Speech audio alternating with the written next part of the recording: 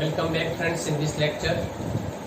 આપણે બાયોટેકનોલોજી એના સિદ્ધાંતો અને પ્રક્રિયાઓ વિશેની વાત કરીએ છીએ અને છેલ્લા લેક્ચરમાં આપણે એમાં જેલ ઇલેક્ટ્રોફોરેસિસ બરાબર એટલે ડીએનએના ટુકડા જે છે એનું અલગીકરણ એમાં કેવી રીતે કરવું એના વિશેની એમાં ચર્ચા આપણે કરી ચૂક્યા છીએ.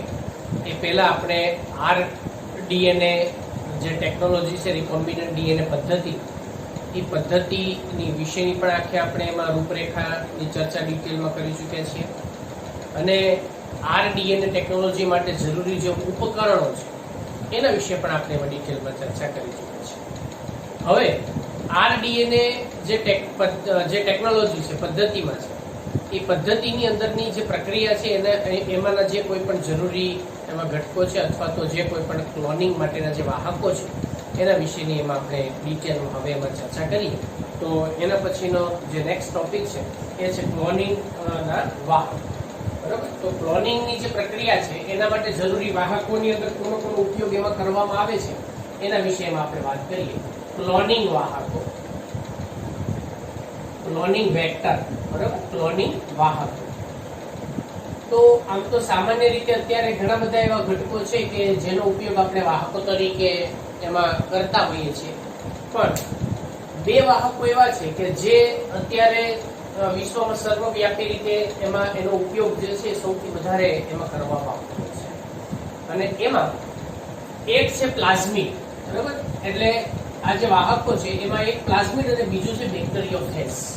એટલે આ બંને વાહકોનો ઉપયોગ એમાં સામાન્ય રીતે વધારે સૌથી વધુ કરવામાં આવે છે. એટલે ક્લોનિંગના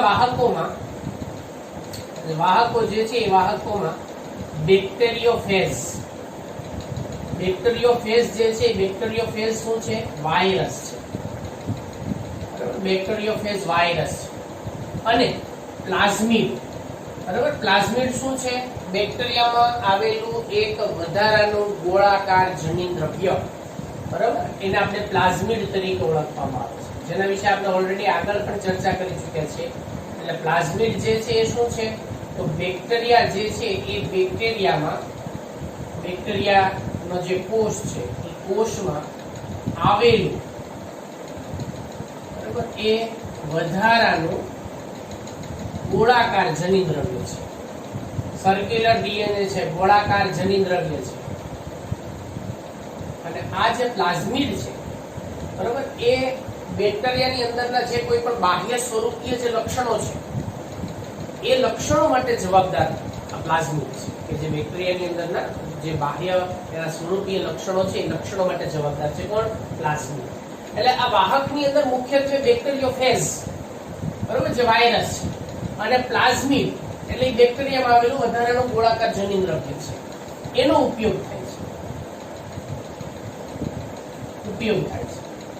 હવે આ બંનેનો ઉપયોગ એમાં શા માટે થાય છે? આ બંનેનો ઉપયોગ થવા પાછળનું કારણ એ છે કેમ કે આ બંને જે છે એ બેક્ટેરિયલ જે કોઈ પણ જનીન દ્રવ્ય છે એ જનીન દ્રવ્યની અંદર એક રંગસૂત્રીય ડીએનએ જે છે બેક્ટેરિયલ કોષનું, એમાં કોઈ પણ પ્રકારનો ફેરફાર કર્યા વગર પોતે સ્વયં જનન પામવાની ક્ષમતા આ બંને ધરાવતા હોય છે.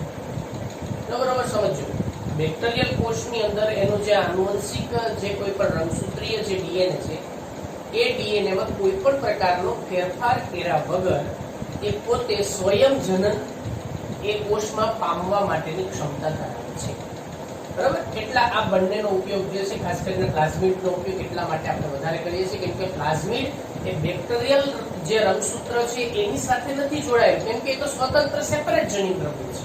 બરાબર, એટલે એ બેક્ટેરિયલ કોષની અંદર આનુવંશિક જનીન દ્રવ્યમાં કોઈ ફેરફાર કરતો નથી અને એ પોતે સ્વયં જનીન એમાં સરળતાથી થઈ શકે છે. એટલા માટે આપણે એની અંદર એવું કહી શકાય છે કે આનો ઉપયોગ શા માટે થાય છે આપણે એના વિશેની વાત કરીએ છીએ. આ બંને બેક્ટેરિયલ કોષમાં, બરાબર, બેક્ટેરિયલ જે કોષ છે બેક્ટેરિયલ કોષમાં એનું જે કોઈ પણ આનુવંશિક જનીન દ્રવ્ય છે ડીએનએ છે, બરાબર, આનુવંશિક જે કોઈ પણ રંગસૂત્રીય એમાંનું જે જનીન દ્રવ્ય છે એ જનીન દ્રવ્યમાં કોઈ પણ પ્રકારનો ફેરફાર કરતા નથી, અથવા તો આપણે કહી શકાય કે એ જનીન દ્રવ્યના નિયંત્રણ વગર, બરાબર, જનીન દ્રવ્યના નિયંત્રણ વગર સ્વતંત્ર રીતે, બરાબર, જનીન દ્રવ્યના નિયંત્રણ વગર એ સ્વતંત્ર રીતે એમાં જે પોતે એનું જે બહુગુણન છે પામવાની ક્ષમતા ધરાવતા હોય છે. એટલે સ્વતંત્ર રીતે એનું સ્વયં જનનની ક્ષમતા એમાં જોવા મળતી હોય છે. સ્વતંત્ર સ્વયં જનન એટલે પોતે બેવડાવવાની પ્રક્રિયા, બરાબર, એ સ્વયં જનનની ક્ષમતા ધરાવે છે. એટલા માટે આપણે આ બંનેનો ઉપયોગ જે છે એ એની અંદર કરી શકીએ છીએ. હવે જ્યારે એની અંદર બેક્ટેરિયોફેજની આપણે જો વાત આવે તો બેક્ટેરિયોફેજ ની સંખ્યા જે છે સામાન્ય રીતે કોઈ પણ કોષની અંદર બેક્ટેરિયોફેજનું ઇન્ફેક્શન લાગે એટલે બેક્ટેરિયોફેજ જે છે, બરાબર, એ પોતાનું જે કોઈ પણ જનીન દ્રવ્ય છે એ કોષની અંદર દાખલ કરતું હોય છે. એટલે એ બેક્ટેરિયોફેજની કોષમાં જે સંખ્યા છે એ સંખ્યા સામાન્ય રીતે એની અંદર આપણને વધારે માત્રામાં જોવા મળતી હોય છે. તો એના માટે આપણે વાત કરીએ કે ભાઈ બેક્ટેરિયોફેજ વાયરસ, બરાબર, એ બેક્ટેરિયોફેજ ની કોષમાં જે એના જે સંખ્યા છે એ સંખ્યા સામાન્ય રીતે આપણને વધારે જોવા મળે છે. અને આ બેક્ટેરિયોફેજ જે છે એની કોષની અંદર જે જનીન સંકુલની એટલા માટેની સંખ્યા વધારે છે, બરાબર, જેથી તેના જનીન સંકુલની નકલો જે છે એ આપણને વધારે પ્રમાણમાં મળે છે, વધારે માત્રામાં પ્રાપ્ત થાય છે અથવા તો મળી શકે છે. શા માટે? કારણ કે એ કોષ દીઠ એની સંખ્યા જે છે એ કેવી હોય છે? વધારે છે. સંખ્યા વધારે તો નકોલોની સંખ્યા પણ આપણને સ્વાભાવિક વસ્તુ છે કે એ પણ એની અંદર આપણને વધારે માત્રામાં પ્રાપ્ત થઈ શકે છે. પણ આપણે જ્યારે પ્લાઝમિડની વાત કરતા હોઈએ છીએ, બરોબર, ત્યારે પ્લાઝમિડ જે છે એ પ્લાઝમિડ એ બેક્ટેરિયલ કોષમાં, બેક્ટેરિયલ જે કોષ છે બેક્ટેરિયલ કોષમાં સામાન્ય રીતે 1 થી 2 ની સંખ્યામાં હોય છે. 2 ની સંખ્યામાં હોય છે. જ્યારે બીજા જે કોઈ પણ એની અંદરના આપણને જે જોવા મળતા હોય છે એની સંખ્યા જે છે એ એમાં 10 થી લઈને 100 જેટલી આપણને જોવા મળતી હોય છે. એટલે એની અંદર એમાં બીજાની જે સંખ્યા છે, બરાબર, એટલે જ્યારે બીજામાં તો બીજાની અંદર એ આપણને 10 થી લઈ અને 100 જેટલી સંખ્યામાં જોવા મળે છે.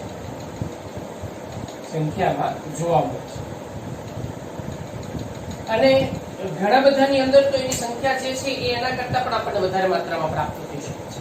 એટલે આમ એની અંદરની જે સંખ્યા છે, બરાબર, એ એની અંદરના જે પ્રતિકોષ એની જે નકલો છે એ નકલો આપણને કેટલી તો કે 10 થી 100 જેટલી સંખ્યામાં આપણને પ્રતિકોષ નકલો જે છે તૈયાર એમાં પ્રાપ્ત થઈ શકે છે.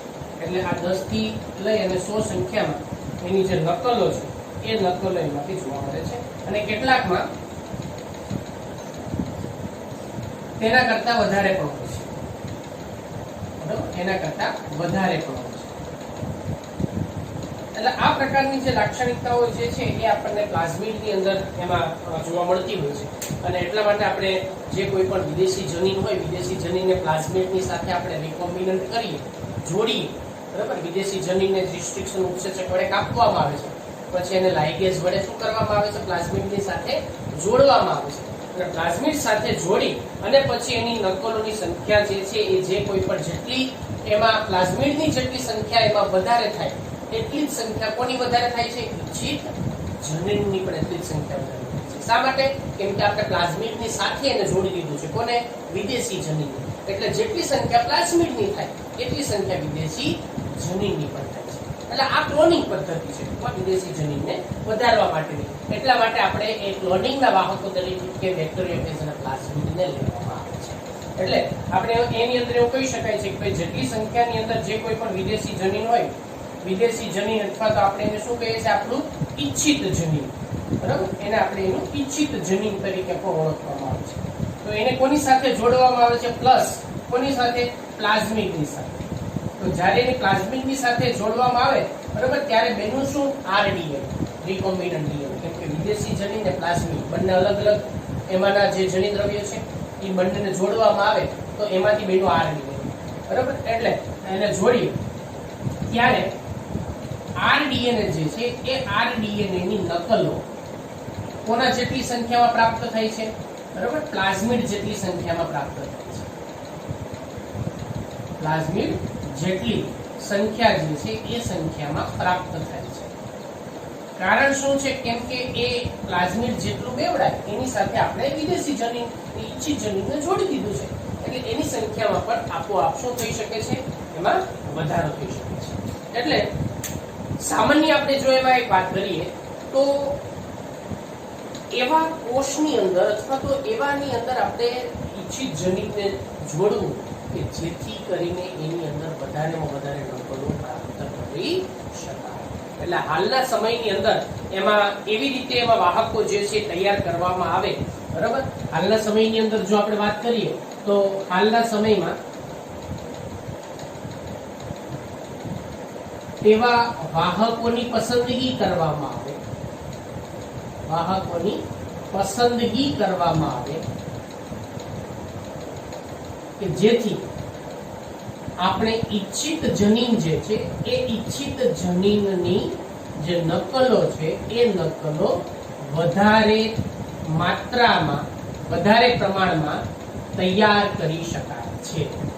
બરાબર, તૈયાર કરી શકાય છે. અને આટલું જ નહીં, માત્ર એ આટલા પૂરતું સીમિત નથી. બરાબર, એ રિકોમ્બિનન્ટ અને નોન રિકોમ્બિનન્ટ એટલે જે પુનઃસંયોજિત હોય એ કે અપુનઃસંયોજિત હોય એવા જનીનને પણ એમાં આપણે જુદા પાડી શકીએ છીએ. જેની સાથે આપણા વિદેશી જનીન જેની સાથે જોડાણું છે એવું પ્લાઝમિડની ઓળખ, અને જેની સાથે આપણું વિદેશી જનીન નથી જોડાણું એવા પ્લાઝમિડનું પણ આપણે અલગીકરણ સરળતાથી કરી શકીએ છીએ. એટલે અત્યારે એ પ્રકારની જ બધી પદ્ધતિઓનો ઉપયોગ કરવામાં આવતો હોય છે કે જેની અંદર પુનઃસંયોજિત અને અપુનઃસંયોજિતની પસંદગી પણ સરળતાથી કરી શકાય છે. એટલે આ ઉપરાંત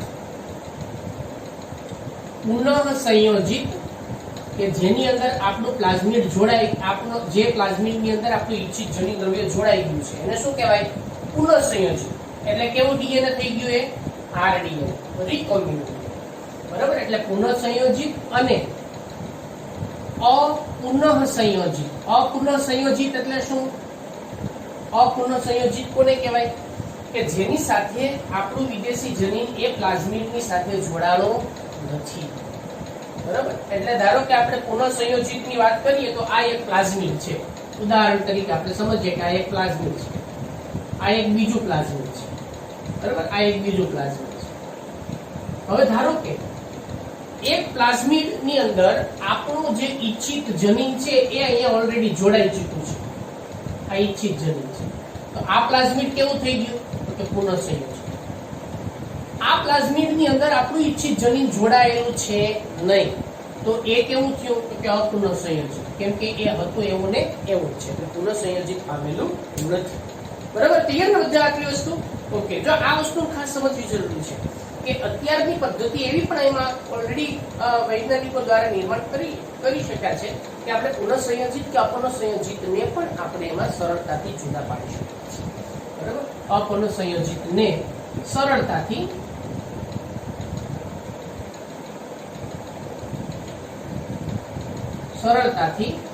એને અલગીકૃત કરી શકાય છે. બરાબર, અલગીકરણ કરી શકાય છે. તો આના માટેના જે કોઈ પણ ક્લોનિંગ માટેના જે વાહકો છે એ વાહકોને એટલા માટે એમાં પસંદગી જે છે યોગ્ય વાહકની ખાસ કરવી જરૂરી છે. કેમ કે યોગ્ય વાહકની જો પસંદગી થશે તો જ આપણે એમાંને જે કોઈ પણ લાક્ષણિકતાઓ જે બધી આપણે જે જોઈએ છીએ લાક્ષણિકતાઓ એ બધી આપણને પ્રાપ્ત થઈ શકે છે. તો હવે એમાં આપણે વાત એ કરીએ કે વિશેષ જે કોઈ પણ વાહકો છે એ વાહકની અંદર શું વિશેષતાઓ આપણને જોવા મળતી હોય છે. બરોબર, તેના વિશેની હવે આપણે ચર્ચા કરીએ કે જે કોઈ પણ વાહકો જે છે ક્લોનિંગ માટેના વાહકો, એ વાહકોમાં જોવા મળતી વિશેષતા, વાહકોમાં જે વિશેષતાઓ કઈ કઈ પ્રકારની હોવી જોઈએ, વિશિષ્ટતાઓ, એ વિશિષ્ટતાઓ વિશેની આમાં આપણે ચર્ચા કરીએ. જો આ વિશિષ્ટતાઓનો જે ટોપિક છે એ ટોપિકને આપણે ખાસ વ્યવસ્થિત રીતે સમજવો જરૂરી છે. કેમ કે થોડુંક એની અંદર જે કોઈ પણ એમાં એનસીઆરટી બેઝડ જે સેન્ટેન્સ છે એ સેન્ટેન્સ એવા છે કે જેને આપણે સરળતાથી ઝડપથી સમજી શકશું નહીં. બરોબર. એટલે આપણે એના બધાને અલગ અલગ પ્રકારના જે કોઈ પણ શબ્દો છે એમાં ખાસ કરીને વ્યવસ્થિત રીતે સમજવા માટે એને આપણે એમાં અલગ રીતે જો એને આપણે સમજીએ તો એ સરળતાથી આપણને એમાં ખ્યાલ આવી જશે. બરોબર. એટલે ખાસ ધ્યાન આપજો. જે કોઈ પણ વાહકો છે એ વાહકોની અંદરના લક્ષણો શું છે એના વિશેની આપણે બધી ચર્ચા કરી. શા માટે વાહકોને પસંદ કરવામાં આવે, કોની પસંદગી કરવામાં આવે, બધાની વાત કરી. હવે એ વાહકોમાં શું વિશિષ્ટતાઓ હોય એના વિશેની આપણે ચર્ચા કરું. મુખ્યત્વે આ બાબતોને આપણે 4 ભાગમાં વિભાજિત કરી. બરાબર. એમાં સૌથી પહેલી બાબત જે છે એને આપણે સ્વયંજનનની ઉત્પત્તિ તરીકે ઓળખી શકાય કે વાહકો એવા હોવા જોઈએ કે જે સ્વયંજનન પામી શકે છે. એટલે એ વાહકોની એક પહેલી લાક્ષણિકતા જેને આપણે કહીશું સ્વયંજનનની ઉત્પત્તિ. બરાબર. એટલે સ્વયંજનનની ઉત્પત્તિ. હવે જો વાહકો પોતે સ્વયંજનિત હોય તો જ એ ઈચ્છિત જનીનની નકલોમાં શું કરી શકે છે? વધારો કરી શકે છે. એટલે દરેકે દરેક જે કોઈ પણ પ્લાઝમિડની અંદર આપણને એમાં એવો એક જનીન દ્રવ્ય અથવા તો ડીએનએ નું એવું એક ચોક્કસ સ્થાન, જનીનનો એવો ચોક્કસ ક્રમ કે જ્યાંથી સ્વયંજનનની શરૂઆત થાય. સ્વયંજનન એટલે શું? તો કે ડીએનએ નું બેવડાવ. બરાબર. એની જનીન દ્રવ્ય જેટલું છે એ એના કરતા એનું એમાં બેવડાવવાની પ્રક્રિયા. બરાબર. જેમ આપણે કોષ વિભાજનની અંદર કયો તબક્કો? એસ તબક્કાની તમને યાદ હશે. એસ તબક્કો એટલે સંશ્લેષણનો તબક્કો છે. કોનું સંશ્લેષણ? જનીન દ્રવ્યનું સંશ્લેષણ. બરાબર. એટલે એ આખો એક એના માટેનું જુદું ચેપ્ટરમાં આપણે એમાં આગળ ચર્ચા કરશું કે સ્વયંજનનની પ્રક્રિયા ડીએનએમાં કેવી રીતે થાય છે. પણ એ એક એવો ચોક્કસ પ્રકારનો ક્રમ છે જનીન દ્રવ્યનો, એવો એક ચોક્કસ ક્રમ. બરાબર. જનીનમાંનો એવો ચોક્કસ ક્રમ જે એમાંનો એક ચોક્કસ ક્રમ છે કે જ્યાંથી શું થાય છે? તો કે સ્વયંજનનની શરૂઆત થાય છે. બરાબર. સ્વયંજનનની શું થાય? એમાં શરૂઆત થાય છે. આ સ્વયંજનનની ત્યાં શરૂઆત થાય એટલે આપણે એને સ્વયંજનનની ઉત્પત્તિ તરીકે ઓળખવામાં આવે છે. એટલે આવો જ્યારે પણ યજમાન કોષની અંદર કોઈ પણ વિદેશી ટુકડો જે છે એ યજમાન કોષની અંદર જ્યારે દાખલ થાય ત્યારે એ સ્વયંજનન એની અંદર પામવો જરૂરી છે. તો જ એની આપણે નકલો કે સંખ્યામાં શું કરી શકાય છે? વધારે કરી શકાય છે. એટલે જે કોઈ પણ યજમાન કોષમાં જ્યારે વિદેશી ટુકડો જાય ત્યારે સ્વયંજનન પામવાની શું કરે છે? શરૂઆત કરે છે. એટલે જ્યારે એ વિદેશી જનીન યજમાન કોષમાં દાખલ થાય, બરાબર, દાખલ થાય ત્યાર પછી સ્વયંજનનની શરૂઆત કરે છે. અને આ સ્વયંજનનની શરૂઆત કરે જેથી એની અંદર આપણને ઘણી મોટી સંખ્યાની અંદર આપણે એમાં નકલો તૈયાર કરી શકીએ. અને બીજી વસ્તુ ખાસ, સ્વયંજનનની જે ઉત્પત્તિ સ્થાન છે એ આની સંખ્યાનું પણ નિયંત્રણ કરે છે. કેટલી નકલો તૈયાર કરવી એની સંખ્યાનું નિયંત્રણ કોણ કરે? તો કે સ્વયંજનનનું સ્થાન કરે છે. કેવી રીતે? આપણે એક ઉદાહરણ તરીકે જો એક વાત સમજીએ આપણે કે ધારો કે માર્કરની અંદર આપણે આ જે જગ્યા છે આટલી, બરાબર, એ સ્વયંજનનની શરૂઆત છે. અહીંયાથી જનીન દ્રવ્ય જે છે આગળ બેવડાવવાની પ્રક્રિયા શરૂ થાય છે. હવે જો અહીંયાથી બેવડાવવું હોય, બરાબર, તો એ બધી જ બાબતો જે છે બેવડાવવાની પ્રક્રિયા નિયંત્રણ આટલા જ ભાગમાંથી થાય છે. તો આ સ્વયંજનનની પ્રક્રિયાનું નિયંત્રણ કરતો આટલો જનીનનો ભાગ છે. એટલે આનું સૌથી અગત્યતા એ છે કે જેટલા નકલો તૈયાર કરવી એટલી નકલ માટે સ્વયંજનન કરી શકે છે. ન કરવી હોય ત્યારે એની સ્વયંજનન અવરોધવું હોય ત્યારે પણ આ જ એની અંદરની જે જનીનનો જે ભાગ છે એ ભાગ એનું નિયંત્રણ કરતો હોય છે. એટલે આપણે એવું પણ કહી શકાય છે કે સ્વયંજનની ઉત્પત્તિ જે છે એની સાથે એની નકલોની જે નિયંત્રણની પ્રક્રિયા પણ એના દ્વારા થાય છે. બરાબર. તેની જે નકલો છે એ નકલોનું નિયંત્રણ જે છે એના નિયંત્રણની ક્રિયા પણ એના દ્વારા થાય છે. એટલે આવી રીતે નકલોનું નિયંત્રણ પણ થાય અને જે કોઈ પણ જેટલી જરૂરિયાત હોય એટલી મોટી સંખ્યામાં આપણે એનું સ્વયંજનન જે છે એ પણ એની અંદર કરાવી શકીએ છીએ. બરાબર. એટલે આ રીતે વધુ નકલો જો આપણે તૈયાર કરાવી હોય તો એના માટે વાહકોની અંદર વધારે એમાં એક કરતા વધારે સ્થાન ઉપર એને સ્વયંજનન થઈ શકે છે. બરાબર. એટલા માટે એની અંદર વધારે પ્રમાણમાં આપણે નકલો જે છે તૈયાર કરી શકીએ છીએ. એટલે આવી રીતે એમાં વધારે માત્રાની અંદર આપણે નકલો કેવી રીતે તૈયાર કરવી એ કોના ઉપર રાખે છે? આધાર સ્વયંજનોની ઉત્પત્તિ ઉપર રાખે છે. તો આ પહેલી બાબત ઉપરની આપણે. હવે બીજું બાબત એની અંદર વાત કરીએ તો પસંદગીમાન રેખક.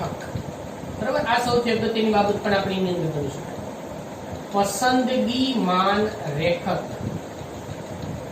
જેને આપણે સિલેક્ટેબલ માર્કર તરીકે પણ ઓળખવામાં આવે છે. આ છે સિલેક્ટેબલ માર્કર. જો આપણે કોના વિશેની વાત કરીએ છીએ? વાહકોમાં વિશિષ્ટતા. વાહકો તરીકે આપણે કોનો ઉપયોગ કરીએ છીએ? પ્લાઝમિક. અને બીજું કોણ? બેક્ટેરિયોફેજ. તો એની અંદર શું હોવું જોઈએ વાહકોમાં? તો કે એમાં એક સાઇટ એવી હોવી જોઈએ કે જ્યાંથી એ સ્વયંજનન કરી શકે છે. બીજું, એ પસંદગીમાન રેખક જે છે એનું પણ લાક્ષણિકતાઓ એમાં આપણને ધરાવતા હોવા જોઈએ. એટલે સ્વયંજનનની ઉત્પત્તિની સાથે વાહકની અંદર પસંદગીમાન રેખક જે છે એની પણ જરૂર હોય છે. બરાબર, એટલે જે કોઈ પણ સ્વયંજનન ની ઉત્પત્તિની જેવી આવશ્યકતા છે એની સાથે એમાં રેખક જે છે પસંદગીમાન રેખક એ પણ જરૂરી છે. પસંદગીમાન રેખક જે છે એ પણ એની અંદર જરૂરી ભાગ ભજવે છે. એટલે જે પરિવર્તન અને અપરિવર્તન, એટલે પુનઃસંયોજિત અને અપુનઃસંયોજિત, એની ઓળખ કરવામાં આનો સૌથી મહત્વનું યોગદાન છે. એ જનીન રીકોમ્બિનન્ટ થયું છે કે નથી થયું, એ પુનઃસંયોજિત બન્યું છે કે નથી બન્યું, બરાબર, એ બાબતને નક્કી કરવા માટે પસંદગીમાન રેખક સૌથી અગત્યનું છે. એટલા માટે એની જરૂરિયાત છે.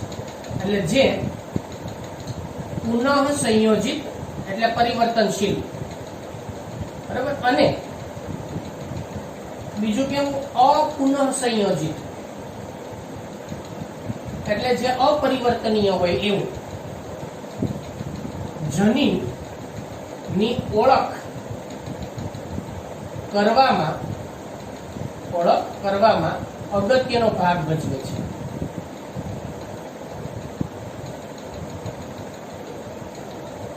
એટલે આ રેખકનું મુખ્ય કામ છે શું? ઓળખવાનું, પુનઃસંયોજિત અને અપુનઃસંયોજિત, એને ઓળખવા માટેનું સૌથી અગત્યનું કાર્ય એના દ્વારા આપણને થતું જોવા મળતું હોય છે.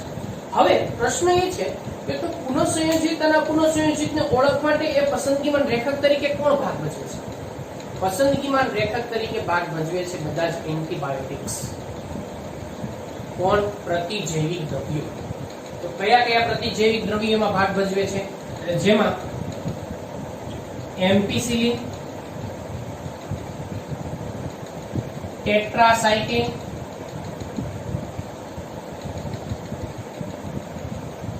ક્લોરેમ્ફેનિકોલ,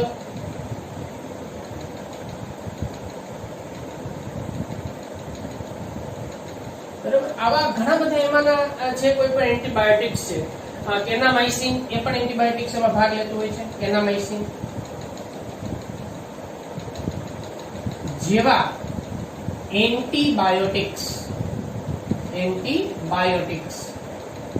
એટલે જેને આપણે શું કહીએ છીએ? આ બધા જે છે એ એમાં એન્ટીબાયોટિક્સ એટલે પ્રતિજૈવિક દ્રવ્યો, બરાબર, આ બધા શું થયા છે? પ્રતિજૈવિક દ્રવ્યો થયા છે. પ્રતિજૈવિક દ્રવ્યો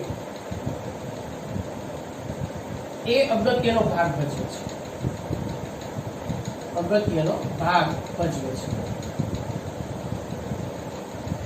તો આવી રીતે એ પસંદગીમાન રેખક જે છે એની અંદર એ આ જે બધા એમ્પિસિલિન છે, ટેટ્રાસાઇક્લિન છે, ક્લોરેમ્ફેનિકોલ છે, કેનામાઇસિન છે, એ બધા પસંદગીમાન રેખક તરીકે ભાગ ભજવે છે. એટલે ઈ કોલાઈ બેક્ટેરિયા છે, ઈ કોલાઈ બેક્ટેરિયાની અંદર ધારો કે આપણે એમાં જે કોઈ પણ ઈ કોલાઈ બેક્ટેરિયા સામાન્ય રીતે આ બધી જે કોઈ પણ એન્ટીબાયોટિક્સ ની અંદર જો તમે પોષક માધ્યમમાં ઈ કોલાઈ બેક્ટેરિયાને મૂકીએ ને તો ઈ કોલાઈ બેક્ટેરિયા મૃત્યુ પામે છે. આપણે ઈ કોલાઈ બેક્ટેરિયામાં એવો ઈચ્છિત જનીનને આપણે જો એમાં દાખલ કરીએ કે જે શું કરે છે તો કે એનો પ્રતિકાર કરે છે, બરાબર, એટલે એને એન્ટીબાયોટિક્સ રેઝિસ્ટન્સ એવા આપણે એમાં જનીનો દાખલ કરીએ તો એ રીતે આપણે એમાં ઈ કોલાઈ કોષો જે છે એ સામાન્ય રીતે એનું અવરોધન કરતા ન હોય, બરાબર, એટલે ઈ કોલાઈ બેક્ટેરિયા જે સામાન્ય રીતે આનું અવરોધન કરતા નથી એનો અર્થ શું થાય છે મતલબ અવરોધન કરતા નથી એટલે આનો પ્રતિકાર કરી શકતા નથી. કોનો? આ દવાનો. એટલે બેક્ટેરિયા શું થાય છે? મૃત્યુ પામે છે. પણ જો આપણે એ બેક્ટેરિયાના પ્લાઝમિડમાં એવા જનીનો અથવા તો એવા પ્રકારનું કોઈ પણ જગ્યાએ આપણે ધારો કે એમાં એવા જનીનો ઉમેરીએ કે જે જનીનોના પરિણામે એ આ એન્ટીબાયોટિક્સનું અવરોધન કરી શકે, તો એનાથી આપણે પુનઃસંયોજિત અને અપુનઃસંયોજિત ડીએનએ નું અલગીકરણ સરળતાથી આપણે એમાં કરી શકીએ છીએ. હવે એ પુનઃસંયોજિત અને અપુનઃસંયોજિત જે છે એનું અલગીકરણ અને અવરોધન કેવી રીતે એમાં કરવામાં આવતું હોય છે તેના માટે આપણે ક્લોનિંગની જે જગ્યાઓ છે ક્લોનિંગની જગ્યાઓમાં વિગતવાર એમાં ચર્ચા કરશું. તો વિશિષ્ટતાઓની અંદર સ્વયંજનની ઉત્પત્તિ, પસંદગીમાન રેખા, ત્રીજું છે ક્લોનિંગ માટેની જગ્યાઓ, અને ચોથું એની અંદરની જે લાક્ષણિકતાઓ છે કે જે કોઈ પણ યજમાનમાં જનીન દ્રવ્ય જે છે એને દાખલ કરવા માટેના વાહન. બરોબર? એટલે 4 મુખ્ય મુદ્દાઓ છે. અહીંયા અત્યારે આપણે 2 પૂરતી વાત જે છે એને આ લેક્ચર પૂરતી સીમિત રાખીએ છીએ. પછીના લેક્ચરમાં આપણે એના વિશેની એમાં જે કોઈ પણ ચર્ચાઓ છે એ એમાં આગળ ડિટેલમાં કરીએ. વાહકોમાં વિશિષ્ટતાઓ છે એમાં આપણે 2 મુદ્દાની ચર્ચા કરી, બાકીની આગળની ચર્ચા જે છે આપણે એમાં નેક્સ્ટ લેક્ચરમાં આગળ કરીશું.